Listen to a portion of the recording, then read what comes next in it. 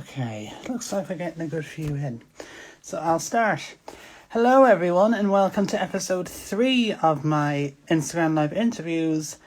This time I'm going live with genealogist Caitlin Hollander. So I will invite her in.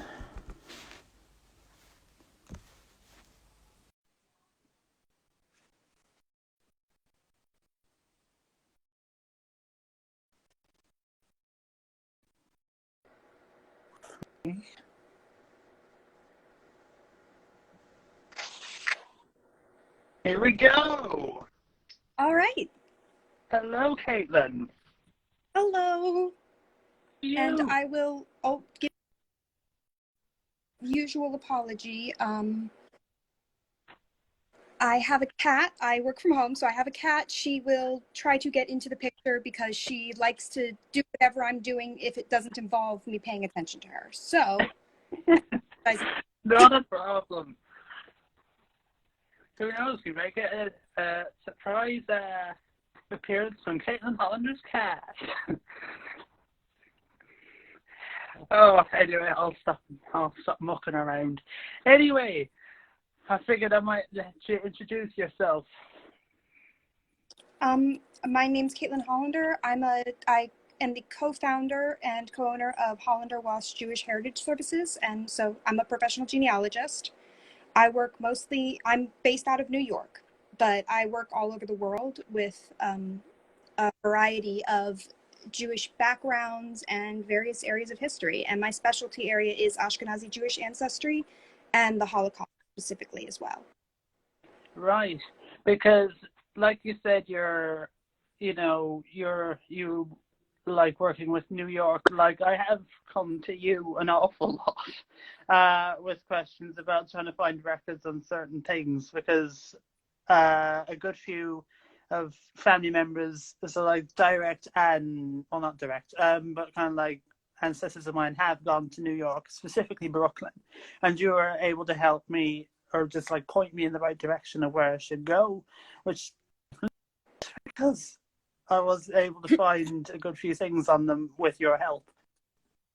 So how did you get into genealogy? Oh, goodness. So my grandfather was actually into genealogy, he actually spent the last year of his life doing a lot of research about the family history. And then my father was also into genealogy when he was young. So it was sort of, I was probably 9 or 10 when my father handed me the giant typewritten 1970s, 1980s manuscript that he had done as a young boy.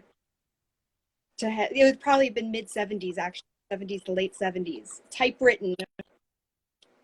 And I've worked off of that. I've added to it. I've corrected some of it. And it was really something that I grew up around being important, being something that was important. And one of those things where most of my family, really almost all of my family has had giant blank spots in their history. So it was sort of very natural for me and with my personality type to want to fill in those blank spots and answer questions. I can imagine you're probably the smell of, so like, the vintage smell you get off like old things. He probably handed it to you, you kind of go, oh, that smells a few years ago. I'm probably talking about odd stuff, but it's just like the way my brain works, especially if I've been given an old document or something. You can just smell. Yeah, it's just a nice smell of old. Anyway, I'll stop ranting on about that. So, what resources? Because obviously, you being a professional, you will have worked with quite a wide variety of sources. So what have you found most helpful when you're researching? It really depends on what I'm looking at. I use a huge combination of different resources just because when you're dealing with a diaspora population, which is the Jewish population very much, you have to sometimes, you're pulling from so many different record sets and record types because people are moving. And in addition, most of my work is in Eastern Europe. The borders themselves are moving. Really, Jewish Gen, of course, is invaluable. for Jewish ancestry and Jewish research. There are numerous Holocaust-related articles that have been going online in the last few years, in addition to the ones that have already been online, that are also beyond invaluable. Probate records, but that's also it's a specialty area of mine. I do a lot of probate work, so it's a soft spot of mine are the probate records. So probate records have definitely been super helpful. It really depends on, every family is so different, every situation is so different, and it really just depends. Nice. Okay, well, so what kind of aspect of genealogy do you like the most? Is it so like finding the old photos, telling stories of, let's say, your ancestors, and so like those that came before, or just so like looking at records and finding the nice hard details written down? I love finding the stories and finding one of my very favorite things, and it's because a lot of Jewish records, and specifically Jewish cemeteries, were destroyed. And so when I'm able to find a grave or something that like that, something that's solid and is there, that's intact, that it's probably my favorite, the thrill there. I like that. I like when there's something tangible, something where I can look at something and say, hey, you know, they were there. This is real. This is solid. So it's definitely, absolutely. I like it more to it than just born, married, died.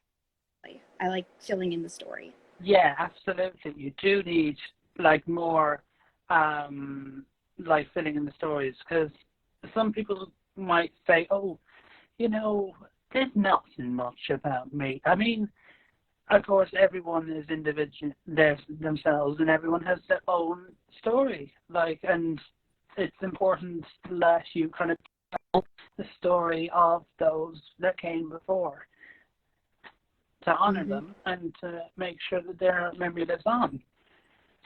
So, And I always tell them, you know, they were human. There were lives there. There was more to it than just, you know, they were born, they lived, they died. There's more to the story always. definitely. Because I remember when I was starting out, now it was only very recently, I think earlier this year, that I got a photo of my great grandmother. So like from a cousin who had it. And seeing that, it just kind of put a face to a name, because it was this case, you just had a name, Ellen, and born, married, died. But when you had a picture, and it was only recently the more had resurfaced. So like her and her children, probably in my granddad probably would have been probably mid-20s or so. So like when the photos were done, and it was just kind of nice because you had a nice group photo of my great grandmother and her children. I think all but one might have been in the photo, but it was definitely a nice thing to see, because when you just hear so like stories, you kind of, for me, I love seeing photos. That's my big part of it. Like, it's just kind of like, oh my god, that's her, and I just, yeah, I'm a sucker for an old photo, I will admit. I have I know, I totally understand what you're saying. Just this last year, my family very compulsively keeps records to the point where it's really amazing for me sometimes. I mean, to give you a great grandfather, 96 obituary, the original one from the newspaper that my great grandmother cut out and put in her box. It's really, I think I'm coming in and out. There you are. Sorry about that. I don't know if it's my signal. But my family, probably not great either. They're very good about keeping documents and keeping things. And my father recently, he was going through a box and he found my great grandmother passport photo of hers from the early 40s. And I mean, I have photos of her when she was older. I have photos of her with me, but I'd never seen her, and she looks like me. And I didn't know that I look like my I look like her. And it was amazing. And similarly, my great-great-grandparents were killed in the Holocaust. And the only photos I had of them were of them in the Krakow ghetto, and obviously not happy photos. They've obviously been through a very, very hard time. It's not a happy photo. They're not happy photos. They're just not. No. And recently, a couple years ago now, I was given a photo of, it's a group portrait from the mid 1930s of my great-great-grandparents, their children, one of my great-great-grandfather's brothers, some of the in-laws. It's this beautiful group portrait in Germany. Wow. And seeing the good times and seeing, more to these people than all the tragedies and all these terrible things. It's seeing the real people there. So I understand what you mean. Definitely. Because when you said passport photo, that immediately reminded me, someone on Instagram kindly, because obviously I run a Brick Wall Hour on Twitter and Instagram. I will admit I have neglected the Instagram part of it. But it was one of mine that I stuck up, and someone on Instagram kindly helped to find a passport photo of her and her daughter. This would have been my great-grandaunt, who, her brother, my great-grandfather, I don't have a photo of. But it's a case of trying to find a photo, because on that little bit of the family, I'm kind of the family historian for that bit. So it's just a case of asking anyone who may have any photos. But there aren't, many people to ask. Yeah. But hopefully one day I will. And you never know where you'll find photos. I've found some excellent photos of my grandparents when they were younger in the newspapers. There's a photo of them at some party back in the 60s. It's a wonderful photo of them cutting a cake at a party. You never know what to find. Wow. That I wouldn't have ever thought of that, because to me it's kind of like, now for anyone watching, this is my idea of newspapers, but I would have expected to just kind of say, this person was jailed for doing this, or this tragedy happened, or a marriage announcement or something. Not necessarily photos, but I know obviously there are. But whatever way my family history may have been, it might have had many in them. My great aunt actually passed away early this year, and after she did, she was very close to my mother. And I went through some of the newspaper archives that I'm subscribed to, and I was actually able to find some of her photo with her second wedding, and sent them to my mother, who was very close to her. It was pretty meaningful for my mom, because she hadn't seen her that young, really. And sometimes it can be a crapshoot with newspapers. Sometimes you find the strangest things in newspapers. I have a story I'll mention. I know it'll come up later, that I found in a newspaper about an ancestor of mine. But sometimes, especially the older newspapers, their definition of human interest story can be a little bit strange sometimes. And then when you're pulling in social papers and smaller community papers, it can get really interesting, because it's not always reporting the news, as it were. Yeah. And it's ironic that you mentioned that in the last one, because that was actually going to be the next question I'm going to ask you. What is an interesting story or event that you've discovered in your family history about your ancestors? So I love this story, because this came up, and it's the most wild thing that I had ever encountered. My great-great-great-grandfather, Nathan Mirsky, comes to America. And he's a young man. He's married. He has 2 children, under 25. He's young. And he's a recent immigrant, doesn't speak a word of English. And he's living in Brooklyn. And he's a milkman. And I knew on one census he's a milkman, the next one he's not. And New York actually has 5-year censuses up until 1925. So it's easier to see these quick changes. So I knew this intellectually. was a milkman, then he went to work in a factory, didn't know why. And then I found this newspaper clipping. And this is one of my favorite things for a few reasons. One of the top ones being it was his day at work, and it got broadcast across the country because the Associated Press picked it up and wrote about this. It's essentially he was driving his horse-drawn milk cart across the Williamsburg Bridge, which I actually usually in non-plague time commute across, which made it a lot more personal for me. And the horses bolted. And it's this wonderfully early New York article because, of course, the two policemen have Irish names because it's New York in the early 20th. All of the policemen were Irish because that's just the demographics of New York at the time. And these horses bolted. One policeman is thrown off of the bridge trying to stop the horses. The other one is run over. My great-great-great-grandfather's thrown off of the bridge. He's bruised. The milk is everywhere. It's this just it's funny, terrible, but it's funny at the same time. And I love the story. It's just so, let me see, actually, I have it pulled up. Milk bath for police officers.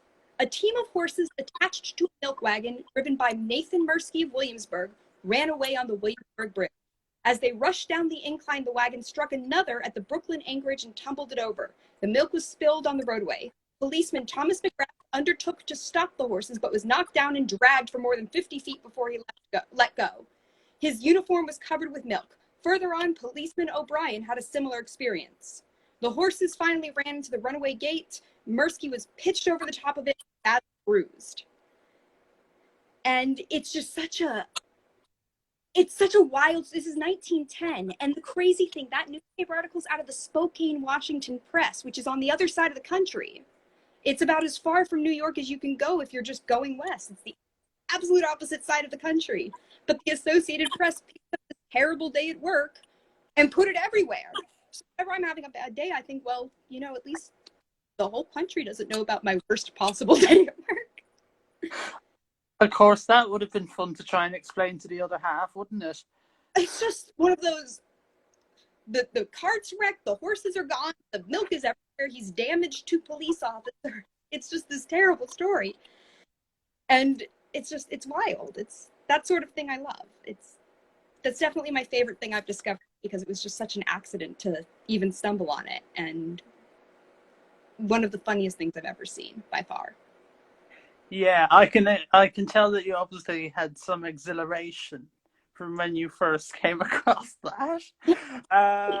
Because I had that kind of same feeling. My I'll try and get this right. 2 times great grandfather was a hurler and kind of like a famous local figure. Mm-hmm. He was into hurling, and I think he was coming back from a GAA conference in Dublin, and he was coming home, and literally he was, I think when he got back to his hometown, he was arrested. I kid you not. He was arrested, and I eventually found his prison record. He was in there for I think it was like this. I'm trying to remember the exact terminology, but I can't. It was something like disrupting the peace or something. Basically, I think as I read and researched it further, he was imprisoned for protesting or something. And I was kind of thinking, okay, I know it's random. Well, random in the sense that he was kind of an advocate for trying to get GAA, which is hurling.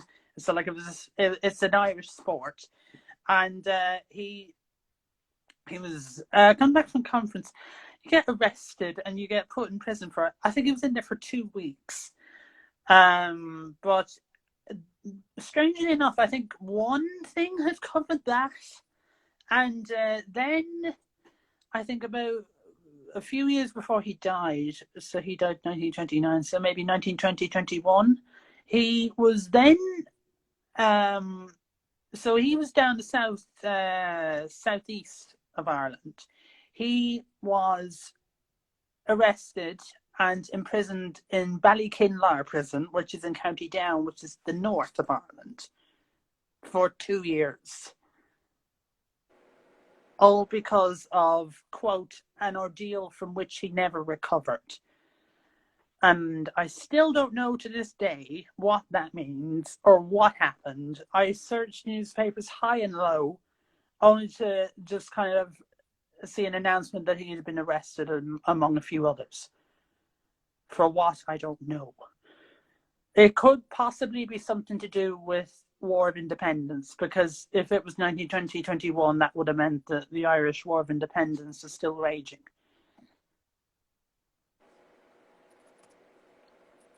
That's wild. It's always, and I actually just checked. To make it worse, you said that it would be hard to explain to the other half.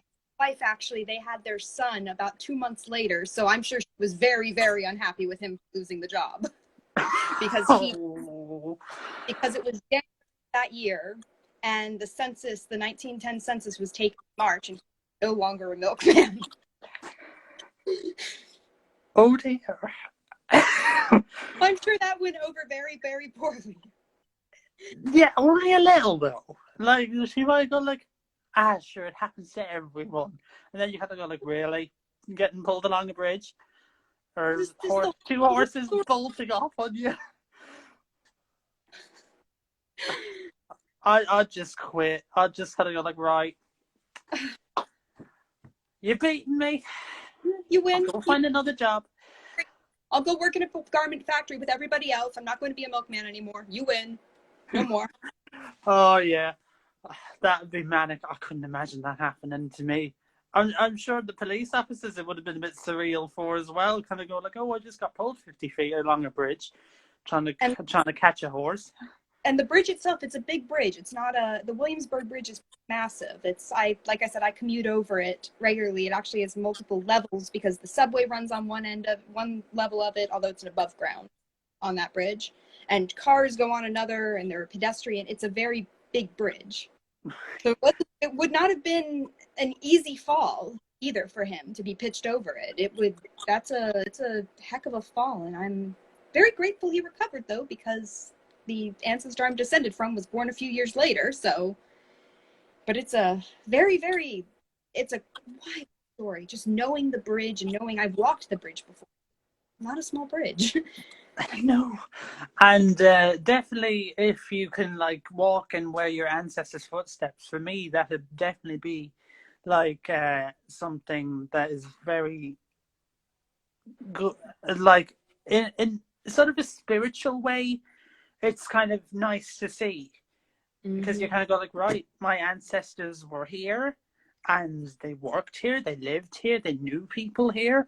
And it's just kind of, you get a sense of, right, my ancestors are from here. Right. And they were real.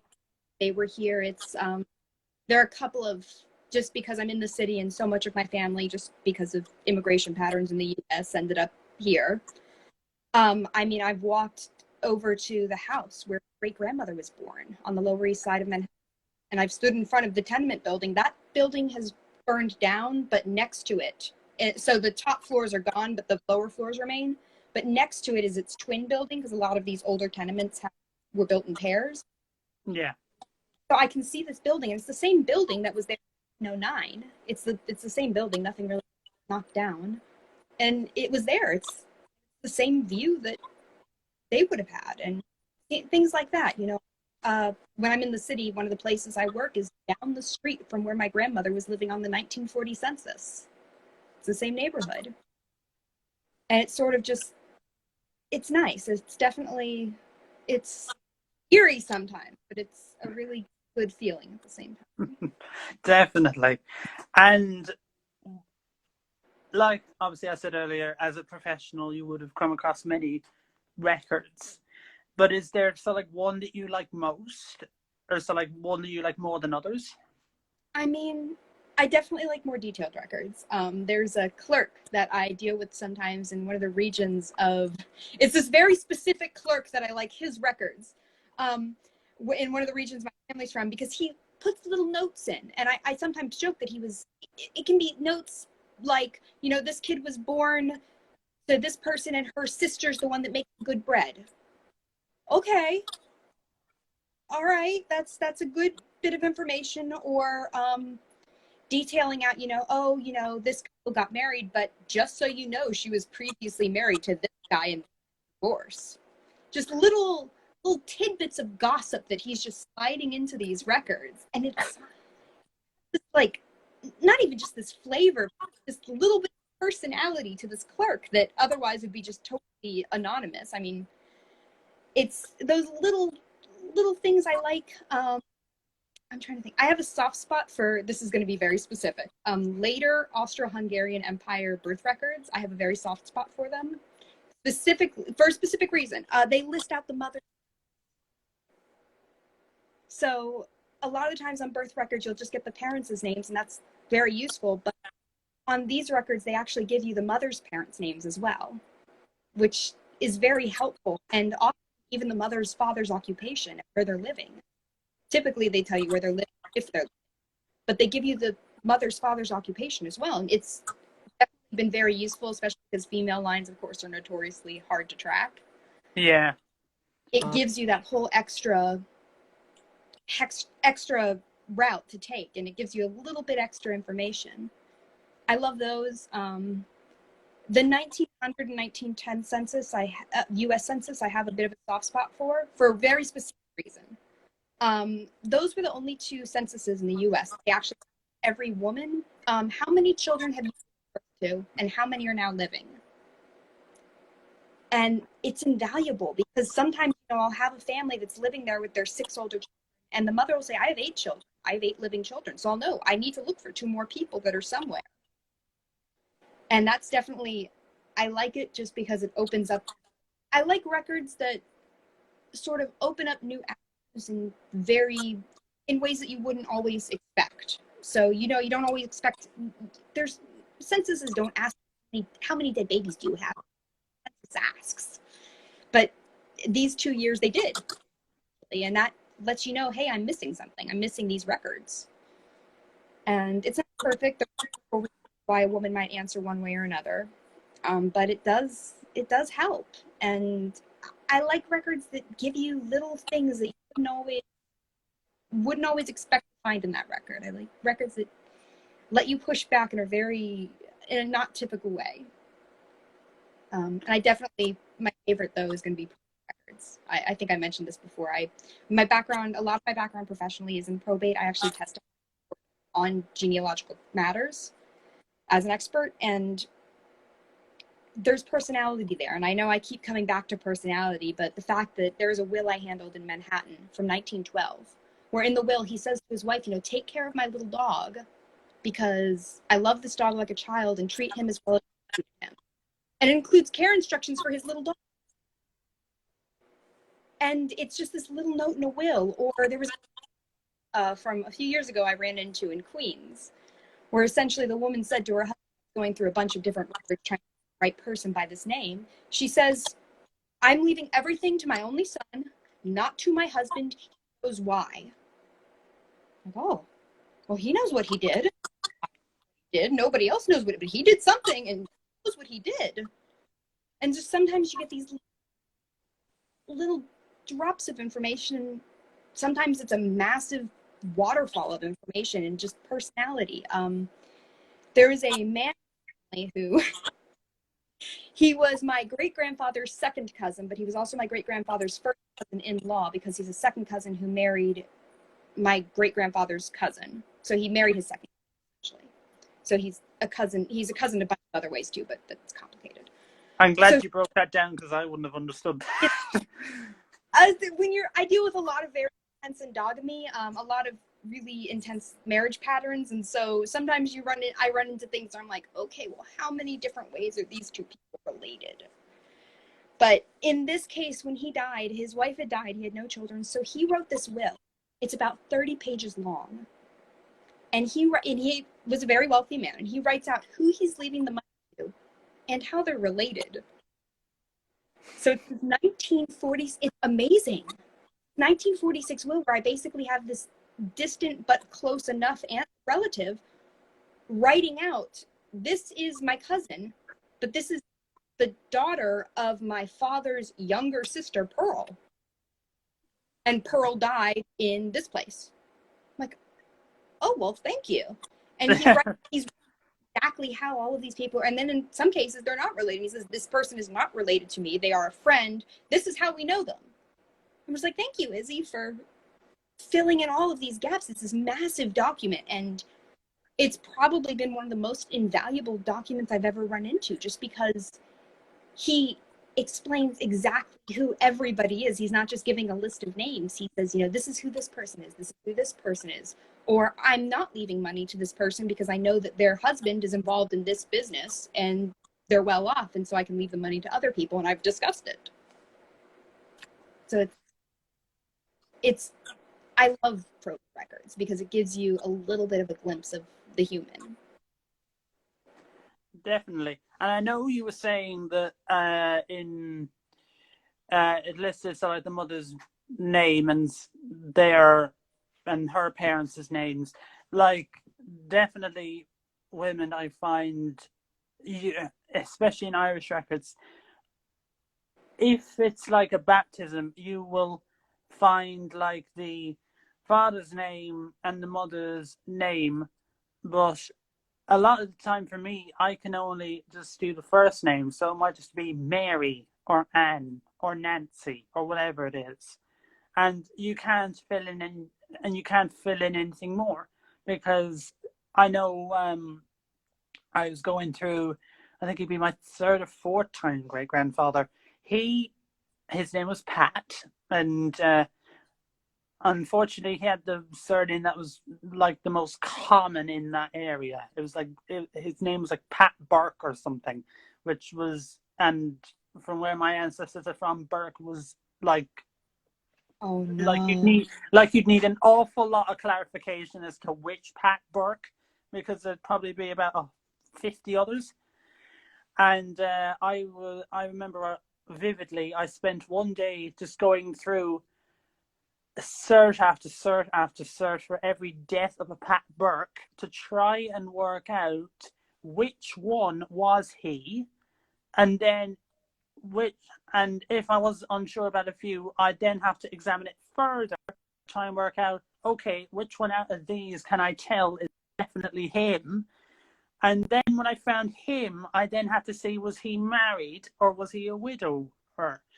And the one I eventually found, after I don't know how many hours of searching, it said that he was a widower. So then I went, right, she's and you alive. have to find every. She's alive from here, died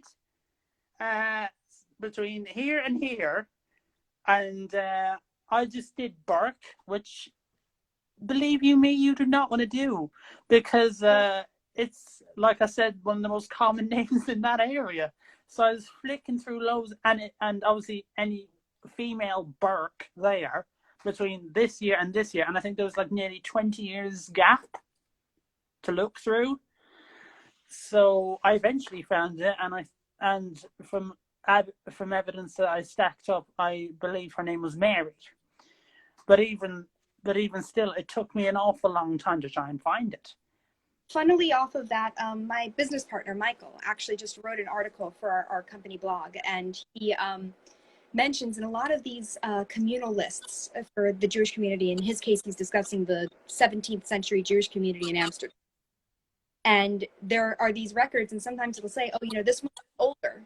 The older person by that means that there's another person by this name, or, this person's the blind. So that means that there's another person by the same name, and they're trying to differentiate. But the funny thing gets into sometimes cultural differences. So in Ashkenazi records specifically, and in Ashkenazi tradition, we don't name people after living people, because there's a whole bunch of very scary, terrible things that happen if you do. Very terrible things. Everybody dies. It's very terrible. So you don't name living people. But that means that as soon as somebody dies, as soon as like a parent dies, all of their children name the next child of the right sex after that parent, which is a problem. So, for example, in 1866, there are 11 Hollanders born. all in the same fairly small region. And we're talking a region where there are about 30 Jewish families total. And all of a sudden, all these people having a child with the exact same name. School records, all of these children are in the same class in the school. Oh dear. You'll run into this fairly frequently when you're dealing with the Jewish community, where you'll specifically have 7 or 8 or even more children by the same name. And it's incredibly helpful. Actually, Daniel Horowitz just commented, it's a huge clue. It is a huge, incredibly helpful, because you can use it to identify who the other family members that are closer to this family are. But it can also be a little bit of a nightmare when you're going through school records to try and birth date, because birth records don't necessarily exist, but school records do, which is specific to an area where my family is from. But the vital records are gone, the school records survive. And you're dealing with several children, the exact same name, and you have to narrow down which of these children is the right one, which of these dates is right, so I can keep moving backwards. And I will say too, the other thing with those Hungarian records, which, to bring it back to the original point, it's not just even the mother's parents. I have my great grandfather's Austro-Hungarian birth record up because he was born in the Austro-Hungarian Empire. And it specifically lists out his mother is Sosul, who is the daughter of Mendel Sosul, born Green in Neusanz. She's the daughter of Mendel Grun, who's alive, he lives there, and Leah Hockhauser, who lives there. So it gives me this breakdown. This is her father. He's a merchant. He still lives in the city. He lives with her mother. This is her mother's maiden name. They live in the city. They're both alive. And she's from that same place, and she was born there. So it gives me this really great breakdown of exactly where everybody is. And you really don't get places. No, you definitely wouldn't. And going back to your point about the 1910 census, in Ireland they like 18, 21, 31, 41, 51, 61, 71, 81, and 91 are not available to us. Like, I think 1821, I usually get this wrong, but I'll try and get it right. 21, 31, 41, 51 were lost in a fire when the four courts in Ireland, which is where the censuses were held before they set up a building for censuses, burned down in 1922. So we lost those. However, little fragments, and I do mean little, of 31, 41, 51, or maybe 61, I can't remember fully off the top of my head, are still online, but it's little fragments, and I really do mean little. 71, 81, 91, they were pulped during the First World War, so we lost them, which I can imagine every Irish genealogist is probably not very pleased about. And so the only two that we do have available to us are 1901 and 1911. And 1911 was the only one that listed how many, like you said, how many children they had in together, and how many are alive and how many are dead, which did help to fill in, because I know my great grandmother, the one who I was saying about the photo, she had a few brothers who died young. So that really did help. Now, unfortunately, her mother died 2 years before the census was taken.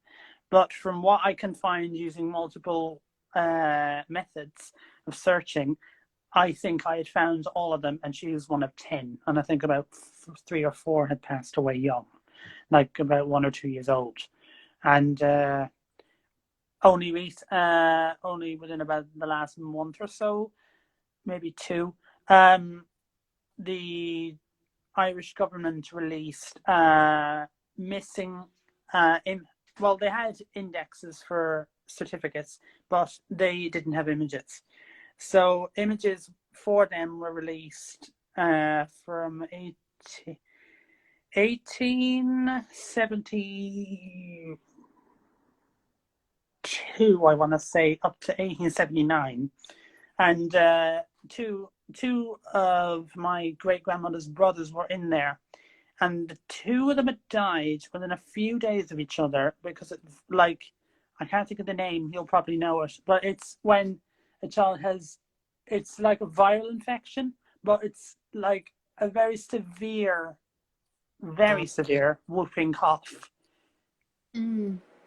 And that was just kind of taken back and going like, oh my God. And like one of them I think was 2 weeks old and the other was I think just a little over a year old.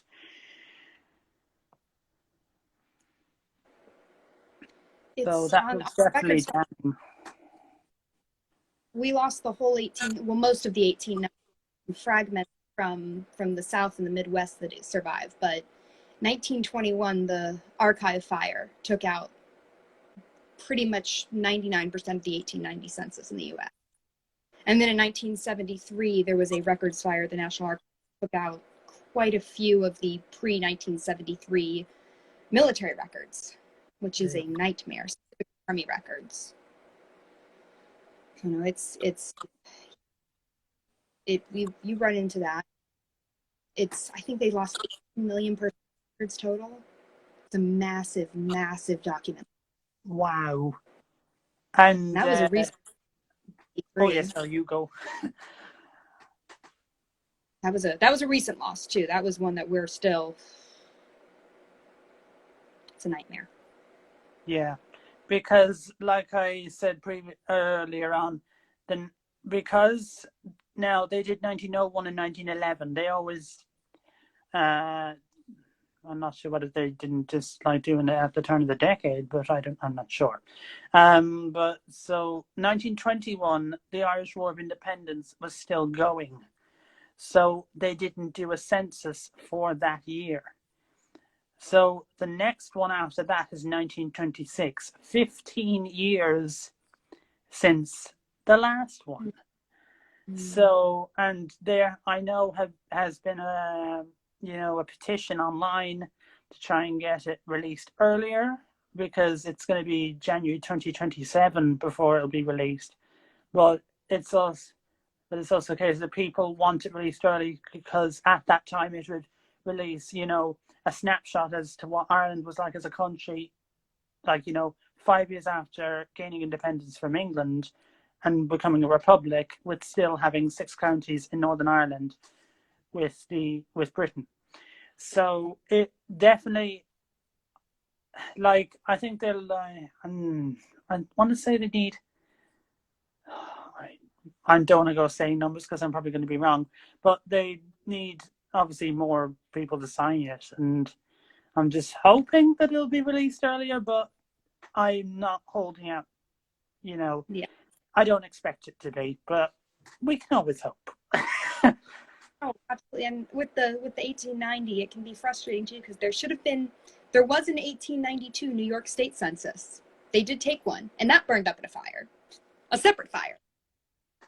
But there's only one resource. There is a resource for that time period. There is an 1890 New York City specific police census, and it doesn't give much information at all, but it gives something.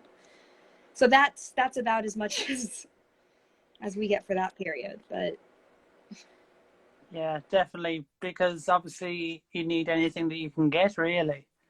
Because it goes 1880 and then 1900. Wow. So there's a nice 20-year records gap. Yeah, you definitely need something at least to fill the gap some bit. Even if it is a year or so after, it's still better than, missing out on 20 years. There's obviously a lot can happen in 20 years. Oh yes, and I mean there are plenty of most regions. There's really not going to be anything local, but New York City's very fortunate this police census exists. And it isn't complete, but it does fill in a lot more than otherwise you just have a 20-year gap. Yeah, definitely. Now, obviously, I can see that obviously you've become a professional genealogist, and I think some people may ask this: is what does genealogy mean to you? It means giving a voice to people who don't have one. There's a lot of, just because of the area of genealogy, a lot of what I do are these untold, these stories that have been ignored or pushed away from trauma, or just not told. And it's really giving a voice to people who are gone and who can't tell the story, and to really honor them in a lot of ways, and just having their stories be heard. Oh, definitely. And what advice would you give? Because obviously, myself being part of the Hidden Branch, we're still trying to, get our names out there as best as we can. We're trying to investigate new avenues, but unsure as what is best to do at the moment yet. But hopefully, we'll, get our names out there in genealogy circles, and show to kids and teenagers that just because in my own experience, like I was probably one of the very I'm probably the only one in my year who's interested, or so like anyone, so like my age even, so like that is interested in genealogy. So it's kind of a group that is so like that genealogy is not just for older people. Younger people can do it too. And what advice would you give? I mean, research advice, or just sort of realizing that it is, I mean, in a lot of ways, it's about younger people being active and showing, hey, look, I'm here, I'm doing genealogy. I go to events, and sometimes I'm the youngest person by 30, 40 years, but I'm there, I'm physically there. And I think it's all about being visible and being present, and having people see you and hear you and realize, hey, it isn't just, something somebody gets into after they retire. It isn't, just a hobby. It's something that people can really be engaged in their whole lives. So personally, I think it's about visibility. It's about existing and being loud about it almost. Definitely. And we have two questions. One from Mia Jensen, otherwise known as the Polynesian genealogist. When you come across tragedies in your family history, or that of the families you research, how do you deal with it? So that's a question, that's something I ran into a lot because of the area I work in. I mean, it's not easy. There's a lot of the time, especially with one of the types of probate research I do. In some jurisdictions, you can't disinherit somebody by not mentioning them in the will. You have somebody you're disinheriting. And if you have a will that doesn't mention any family members, a lot of the times they'll bring in a genealogist to prove that there just isn't anybody. And those cases, when I get called in, it's usually a Holocaust survivor and their whole family's gone. And I go through and document out to first cousins once removed. All of these people were murdered. This is how they died. And it's hard. One of those cases fairly recently, well, not recently anymore, but hit me hard enough that I actually took a week off. I couldn't. And likewise, when I'm researching my own genealogy, to give a bit of perspective to everybody, my grandfather was born in 1937 in Nazi Germany. My family came to America in 1947, my father's family. It's extremely recent for me. It's something that is very recent in my family. And most of my family was wiped out. In total, over 100 of my great-grandfather's first cousins. And that's just paternal first cousins. He lost over 100 paternal first cousins. And when I'm dealing with my own family, I do my best to give them a voice and say these people existed, really pushing that these people should be heard and that these people existed. And sometimes, I have to look for hopeful. I have to look for the hopeful somewhere in the story and see, this whole branch of I worked on one recently where, most of the family was white, but there is a branch that survived because my client existed, and there was a branch that actually participated in one of the fairly famous resistance episodes during the Holocaust. And it's sort of trying to find the light. There isn't always light. A lot of my work, there isn't light, and there's only darkness, but sometimes it's just stepping back.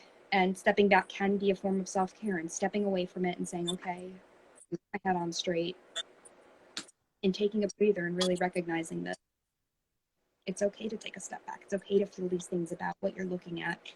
It's okay to be upset by it, because a lot of people get upset at themselves for being upset by these things, and it's terrible things. They're terrible, terrible things that happen. They're terrible things that have happened in my own family. I mean, really, truly horrible. So it's allowing yourself to feel and giving yourself that time, space to feel, as opposed to just throwing yourself back into more work, because that's just not letting yourself feel out those things, not letting yourself really accept that you're allowed to be upset by it. Definitely. And a question from PJ. What details or records do you think genealogists who research in your field or in general often miss? I can tell you in the field of Jewish genealogy specifically, a lot of non-Jewish researchers miss stuff that you would know if you knew the tradition. I see this, to give you an example, behind a grave, I see it a lot where people will come in and they'll take a photo, but they'll cut off the Hebrew on the grave. Well, that Hebrew gives you the father's name. So, I mean, it's a lot of the times it's just, and this works in general, having a little bit of cultural knowledge about what you're researching and about certain practices, certain, patterns. I think that if you don't have that, you'll miss a lot more. Yeah, I think really the details and records are missed because people don't always have that background in, just knowing what you're looking for at. Definitely. And where can anyone find you if they want to, contact you about, so like getting help with their research if they want to? We have our Instagram coming from our Instagram. So our Instagram has a link to our Facebook and our website. So we have an Instagram, we have a website, we have a Facebook, and it's all a Hollander. Hollander-Was is the website, so hollander-was.com. And then our Instagram is hollander.was. I believe that our Facebook is hollander.was as well. But yeah, we're all over the internet. Excellent. Well, if anyone has any questions that they want to get in now before I wrap this up, please do so now.